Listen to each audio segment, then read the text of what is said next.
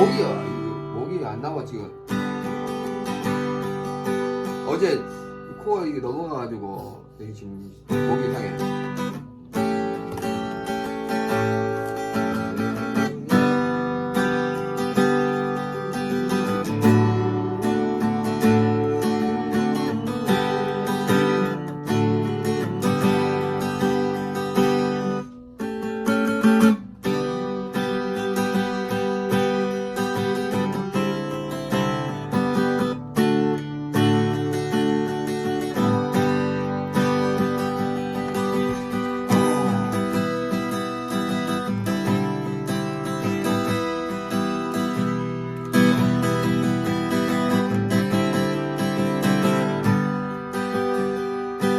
보고래 보고.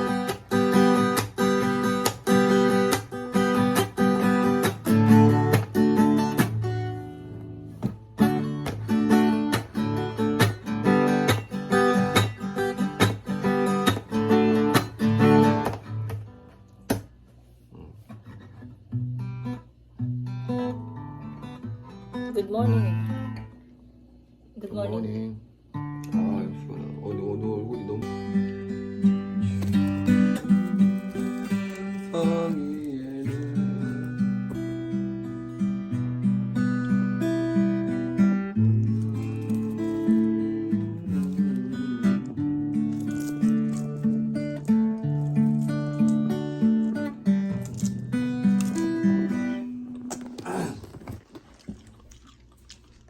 기타도 섞고 연습 열심히 하면 되겠네. Oops. Welcome back sa akin channel. Pasensya na. Continue lang ng ating vlog kahapon. Ano ba kahapon? Martes. Ayun, so good morning mga bebs. Alas 10 na. So, hindi pumasok si Mister. Sabi niya, kada isang buwan, magpapahinga siya. So, hindi siya pumasok today. Gusto niya, pagupitan daw niya ako ulit. Yung hangga dito, yung, kung ano yung, ayan ang gusto niyang ipagupit sa akin. Sabi ko, baka next month na lang. Para new year, new look, di ba? So, ayan, kasi parang di pa siya okay dito sa buhok ko. Kaya gusto niya yung medyo maliit. Kaya, ayun, si Mr. andun sa kwarto, may kausap siya. Sa phone, ha? Ayan, tas ako nanonood ako ng mga gustong-gusto ko itong pinapanood, yung mga preaching sa daan. Tapos maraming mga, alam niyo na pag may nagpi-preaching tungkol sa Bible, merong mga dumarating na mga devil, satan, di ba, na umaharang. So, ayun ang gusto kong pinapanood. So, nagkakaroon ako ng strong faith lalo pang tumataas yung faith ko kay Jesus Christ habang nanonood ako ng ganito. So, parang ako sa mga nakakaawa yung mga tao na binabaliwala si Jesus. Yung parang nakakaawa sila kasi hindi nila alam yung ginagawa nila, ganun. So, binabaliwala nila si Lord God. So, parang ako yung nasasaktan sa kanila na awa kasi paano kung bigla na lang silang nawala, 'di ba? Tapos syempre alam mo na kasi hindi ka naniniwala kay Lord. So alam mo na doon ka mapupunta. Hindi mo makakasama si Lord. So ayun, doon ako naawa sa mga taong ganyan na nilalapit mo na si Lord para sa kanila, iniiwas naman nila yung sarili nila. So, ayun. Kaya, ayun yung gusto kong pinapanood ngayon. So, nanonood ako. Mamaya na ako manonood ng mga vlog. So, nagpapaano muna ako. Therapy muna ako sa spirits ko. Kaya, ayun. So, ayan, manonood muna ako mga bebs ng preaching the gospel. Parating na rin pala yung aking Christmas tree na puti. Tapos nandito si Mr. So, ma-unboxing natin siya. Nag-message na. Tapos yung sa bag na pangregalo ko sa Christmas party namin. So, darating din. So, i-unboxing din natin. Tapos ngayon, wala tayong gala. Gusto lang ni Mr. sa bahay lang daw siya. Kaya, ayun. So, pag gagawin ko, utusan ko siya. Mag-ano siya dito, mag-vacuum siya. So, hugas na ako ng plato at saka nagsaing. So, siya naman magbabacuum. Nandun siya sa kwarto, nakahiga-higa. Ako naman nandito sa sala. Nood ng TV. So, ayun mga bebs. Medyo okay naman yung weather. May araw-araw. May araw pero minsan nagtatago tas lalabas, tago, labas. Ganun. So, ayun. Ang weather natin for today. Tapos, yung mga sayote nilagay ko sa styro, mga bebs. Styrofoam. Sana hindi siya masira. Buksan ko kaya, baka A few moments later. Mga bebs, labas tayo today. Ayan, at least mailalabas ko kayo. So, kakain daw kami sa labas. So, alauna na. So, kasi medyo late na kaming nag-almusal ni Mister. Kaya, ayun. Kaya late na rin kaming tatanghalian ko. So, nagyaya siya na lumabas. Doon na lang daw kami sa labas. Nagsaing naman ako pero wala kaming ulam. Kaya, ayun. Nag-ipit ako mga bebs. O, kita niyo ba? Ayan. Ayan ang ipit natin mga bebs. Oh. Lumiit na yung hair natin talaga. Dati pag nag-iipit akong haba-haba sa likod. So, ngayon hindi na. So, ayan. Ito ang ating pa-aura. Siyempre, ito pa rin yung jacket natin. Kasi yung mahabang jacket mga bebs, yung long padding ay pang charge ko lang yun. So, meron pa ako dyan yung binili ni Mister. Kaya lang, hindi yun masyadong makapal. Kaya, hindi siya pwede sa weather na ngayon, lalo na December na. Uy, tingnan natin kung malamig dito. Kung malamig.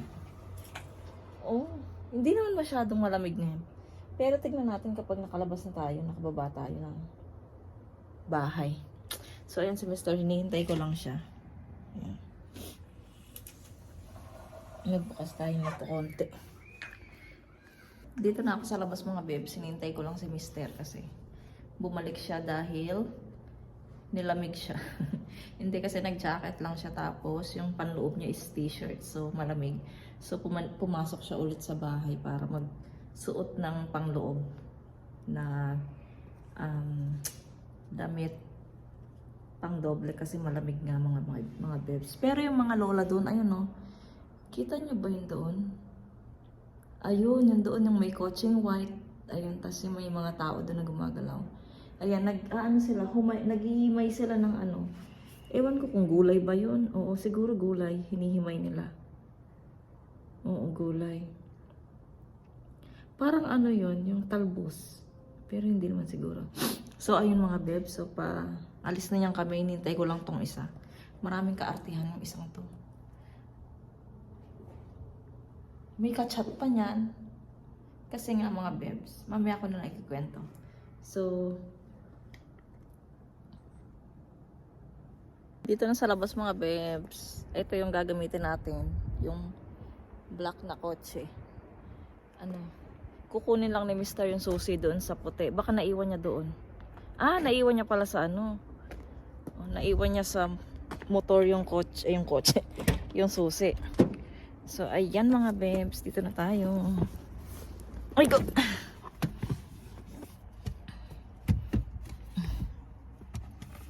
Nagdala ko ng sunglass. Baka sakaling umaraw. Ayan. 엄청 깜네. Hmm? 새 건데. 그런 거 사야지. 왜? 다시 해서? 팔렸어. 또. 이거 봐.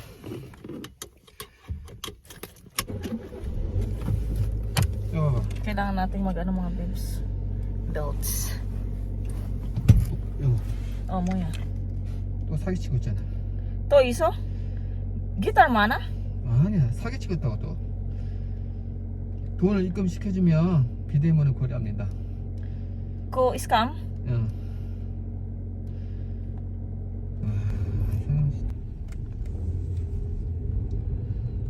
Dito mga bebs, walang snow. Pero sa ibang lugar nag-i-snow na. Dito sa amin sa Ulsan, madalang lang mag-snow. Siguro yung last snow dito ay 먼지가 영 안 noong 2011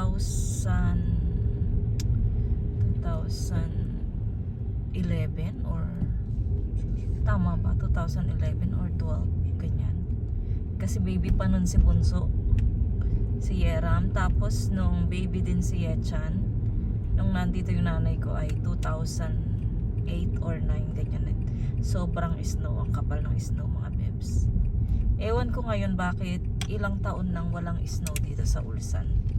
No my love. Inare, no manin eh, snow. Echani is Egi and Eram Egi ne.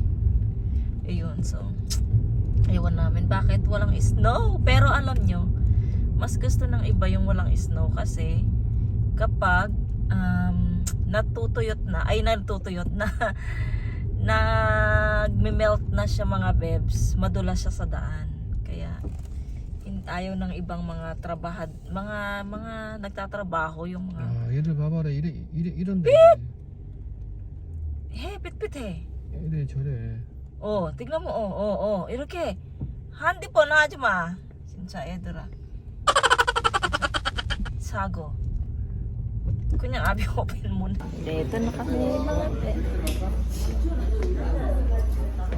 Dito na kami mga bebs. 이게 예약인가? Wala. 저기요 저쪽 앉으세요. 좀 많이 써야 되거든. 아 요리한다고요? 네, 저기 앉으세요.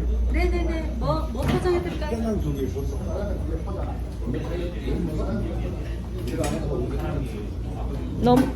여기.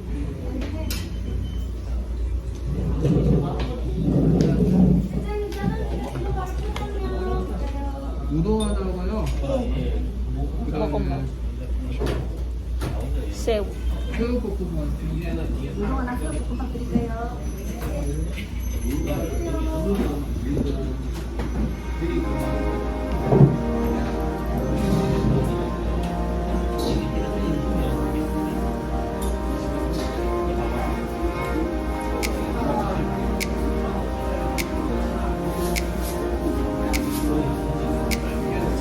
오늘은요?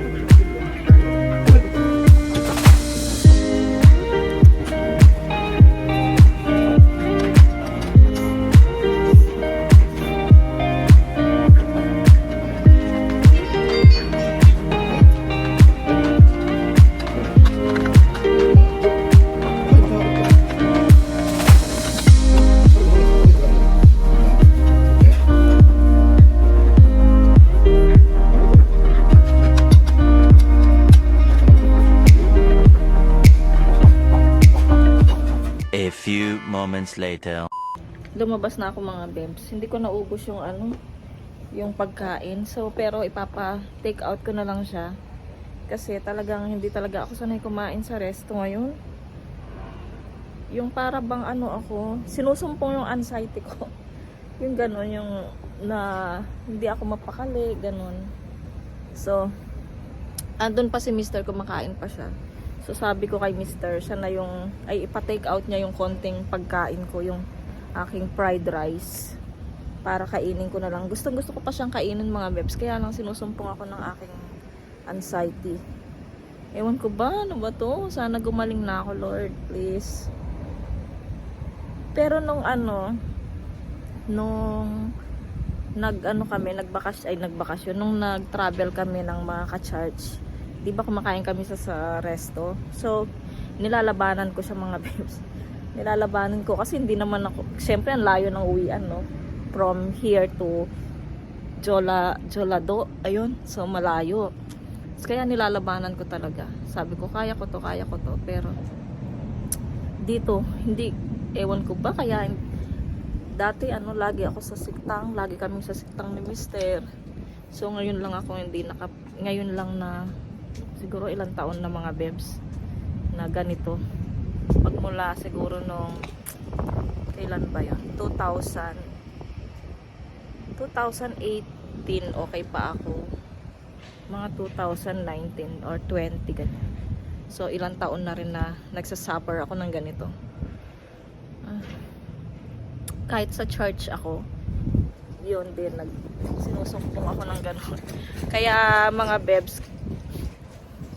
bebs, pag sa church ako, dun ako sa room, sa mga room ng mga pambata, dun ako sa room mga bebs. Hindi ako, dati nung first time ko syempre, at saka dati, dun talaga ako nakaupo sa mga katabi ni Mister. Dun talaga sa malapit kila pastor sa nakaupo. Kaya lang, nung nag-start yon, so lagi na ako doon. Lagi ko nung sinasabi na sana mag-charge si Marlene para doon ako makaupo sa room. Sabi kong ganun. Pero, tapos pag hindi siya nakaka-charge mga bebs, nangihina ako. Kasi nga, pag nag-charge si Marlene, nakasama yung bata, so sasamahan ko sila sa room. Tapos nun, pag di siya nag-charge mga bebs, sabi ko kay Mr. Mahal, sabi ko please doon ako sa room kahit ako lang mag-isa, ganun. So, sabi ko, pagpaalam mo kay pastor na ganito nga yung nararamdaman ko. So, magmula nun mga bebs, siguro sinabi na ni Mr. yung mga nararamdaman ko. Ayun, ngayon doon na ako sa room kahit hindi nagcha-charge si Merlin. Pagka hindi siya nagcha-charge, kasama ko naman si Yeram sa room, ganun. Mas para akong okay pag nandun ako sa room, pero pag doon ako sa looban, yung upo talaga doon, sinusumpong ako ng ganyang sakit, anxiety, yung hindi ako mapakali, yung feeling ko may himatay ako, yung ganong feeling mga bebs. Ewan ko ba, sana maging okay na ako, mawala na ito at maging normal na ulit. Kaya mga bebs, hindi ako nakakagala sa mga vlog natin. So, iyon yung problema ko mga bebs. Pasensya na kung lagi na lang akong nasa bahay. Kung nakikita nyo yung mga vlog ko, puro lang sa bahay. So, sana maintindihan nyo. Iyon yung aking problema mga bebs. Kaya nakikita nyo sa bahay lang ako. Nakakalabas lang ako mga bebs kapag Sunday kasama nagcha-charge kami. So, ayun mga bebs. Nakakwento tuloy ako. Ayan, tinake out na ni Mr. yung pagkain ko. So maraming salamat mga bebs. Mamaya na lang ulit. Dito kami sa police station. Kukunin namin yung driver's license na bago pinagawa ni Mr. So ayan. Ayan si Mr. Waiting. Walang masyadong tao. Ayun. So andyan na yung kanyang ID. Tapos nito mga bebs, punta kami sa 영어로 하면 이거 다 우리나라 듣는 거예요? tapos punta kami sa school ni Yechan kasi tumawag yung teacher ni ni Yechan na magtatanong sila kung bakit hindi namin ipapasukan si Yechan sa high school. So mamaya ako na i-chika mga bebs ha. Ayan na mga bebs. Nagpagawa din si Mr. ng kung punta siya ng ibang bansa, pwede siyang mag-drive sa ibang bansa. So may English dito at saka dito sa at Korea. Ayan, ito Korea din yan. Ito sa kabila Korea, yung kabila naman ay sa ibang bansa. So ayan mga bebs. Pwede nang mag-drive si Mr. Sa Philippines din pag umuwi siya ng Philippines.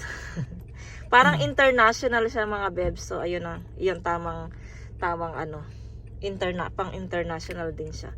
So ayan mga bebs, uwi muna kami ng bahay kasi magpapalit si Mr. ng pang-Amerikana. Para siya. TV 조선. 이 사람이 얘기 Ay, ba't meron ditong TV Chuson yung tawag nito channel sa TV so ayan, uwi muna kami ng bahay, magpapalit siya ng damit para punta ng school kami mga bebs sa Idea Coffee. So, nagpabila ako ng my favorite. Kasi, nung Sunday, bumili kami. Pero ako na bad trip kasi ako nun. Dahil sa, yung binigay nilang una sa amin, hindi ko nakwento sa inyo. Yung in-order namin yung gusto ko. Tapos yung binigay sa amin, kape latte, tatlong cup. Sa mga bata sana yung yung toppee nut latte, 3 yon. So, isang maliit, 2 malaki. So, nung inabot nila, tas pagka nasa car na kami, tas malapit na kaming, buti na lang malapit pa kami dun sa coffee shop kung saan kami bumili ng coffee, ng favorite ko. So, tinikman ko yung sa akin. Tapos, lasang kape. Sabi ko, ay, kape to ha. Tapos, tinikman ko lahat. Ay, kape lahat. So, ayun, binalik ko. Tapos, nung binalik ni Mr., di pinalitan na yung gusto ko. Kaya lang, nung ininom ko naman, kasi yung pinili ko hot kasi nga malamig na, 'di ba? Malamig na yung panahon. So yung hot. So ang binigay naman sa amin, malamig. Nasa cup siya na pang hot, pero ang laman niya ay napakalamig. Na bad trip ako kaya nawalan ako ng gana nung Sunday, kaya hindi ko masyadong nainom yung binili ko. So ngayon, nagpabili ako kay Mr. So mamaya pa pala pupunta ng school kay Yechan. Siguro mga 4:30 pa daw. So ayun, kailangan lang mag-report kasi bakit hindi nga daw papasok si Yechan sa high school. So, ang sabi ko, nag-iisip si Mr. kung anong sasabihin. So, habang nandun kami sa resto kanina, sabi ko, sabihin mo, marami kasing mga nagbubuli sa anak natin. Sabihin mo, kung hindi tayo Christian, kung hindi Christian si Yechan, kung hindi niya kilala si Jesus, matagal na siyang alam niyo na, binawi yung buhay niya. Kasi nga yung mga estudyante dito, mga bebs, mga ganun ang ginagawa nila kapag maraming 사장님이 직접 주신 거야? pag maraming nambubuli. 자기야. Oh, 사장님이 직접 주신 거야, 사장님. oh, mana. 네. Thank you. 제가 주면 그렇게 안 주는데. So, ayan, puno ng mga 그런 얘기 bebs. 안 해. Oh, iyagi, so. So, ayun. 저번에 사연 아니거든. So, ayun mga bebs. Kaya yun ang sasabihin ni Mr. doon sa teacher. Sa teacher ni Yechan. So, ayan mga bebs. Ako ay tatry ko mag-drive. Ay, hindi yata. 아니, 집으로 가면 되지? Mag-drive ni Mr. 저기 들어간다고? Oo. So, mag-try sana ako mag-drive doon, no. Na-miss ko na rin tong i-drive itong block na to, eh. Mag-drive tayo mga bebs. Yogi break. Igo. 브레이크. 소리가 나. 딱 앞에 말고 붕붕 소리가 난다고. 안 되지. 저기 kami, no. Ay! 저기 뒤에 있어. 아니, 뒤에 있어. 봐봐. 자.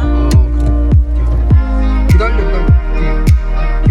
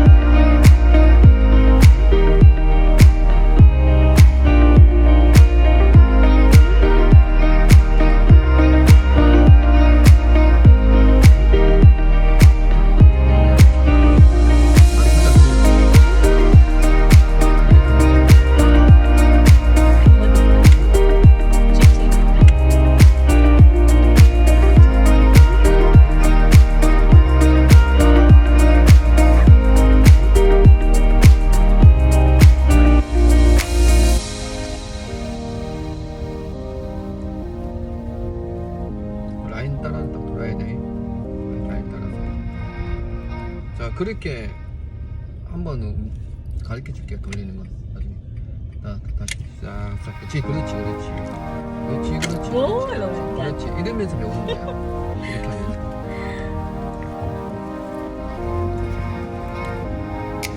우리 나 좀 봐라. 더럽잖아. 자, 청소 어떻게 하는 거야?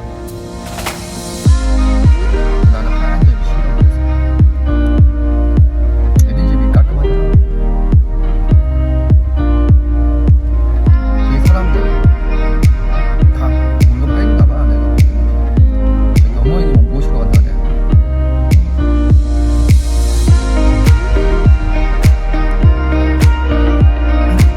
밟아봐. 그 앞에 양손.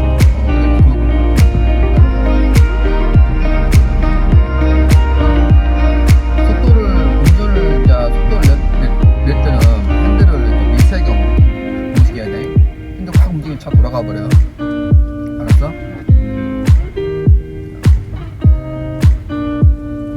이 차 자기가 운전을 내겠다 내 따가.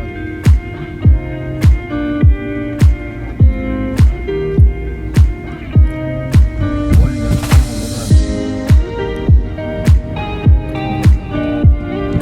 자, 내가 소리가 면허증 따. 이렇게 줄 거니까.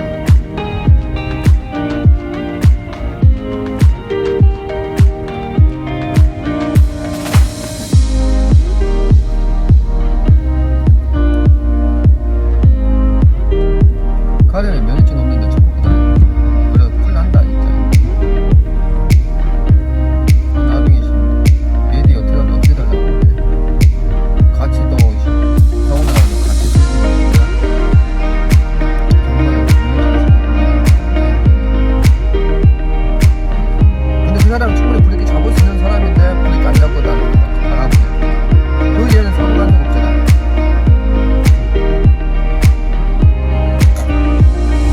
Nag-enjoy ako mga paps. Nakailang ikot na kami. Ang sarap mag-drive. Sana meron na akong lisensya. Pero ngayon hindi naman ako naiigil. Nagda-drive. 밟아봐.